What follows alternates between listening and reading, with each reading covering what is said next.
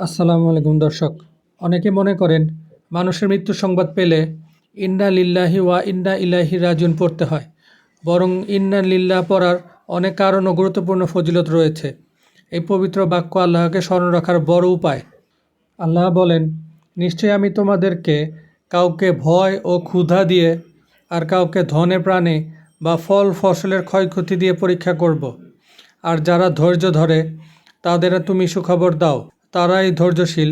আর যারা তাদের উপর কোনো বিপদ এলে বলে ইন্না লিল্লাহি ওয়া ইন্না ইলাইহি রাজিউন, আমরা তো আল্লাহর আর নিশ্চিতভাবে আমরা তারই দিকে ফিরে যাব, এসব লোকের প্রতি তাদের প্রতিপালকের কাছ থেকে আশীর্বাদ ও দয়া বর্ষিত হয়, আর এরাই সৎপথ প্রাপ্ত। সূরা বাকারা আয়াত 155 থেকে 157।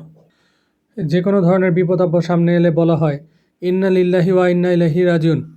বিশ্বাসীরা কেবল মুখে বলা নয়, বরং মনে মনে এ কথা স্বীকার করে নেয় যে আল্লাহর কর্তৃত্বাধীন আর নিশ্চিতভাবে আমরা তারই দিকে ফিরে যাব।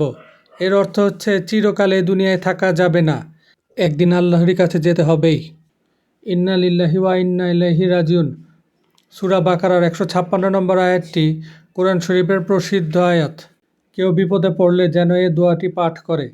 একাধারে যেমন সওয়াব পাওয়া যায়, তেমনি অর্থের প্রতি লক্ষ্য রেখে পাঠ করা হলে বিপদের মধ্যেও শান্তি লাভ করবে, বিপদ থেকে উত্তরণও সহজ হয়ে যায়।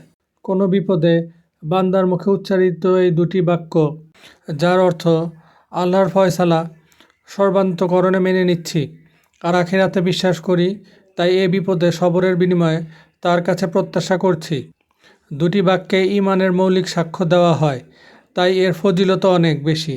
সাথে থাকার জন্য ধন্যবাদ দর্শক। আসসালামু আলাইকুম।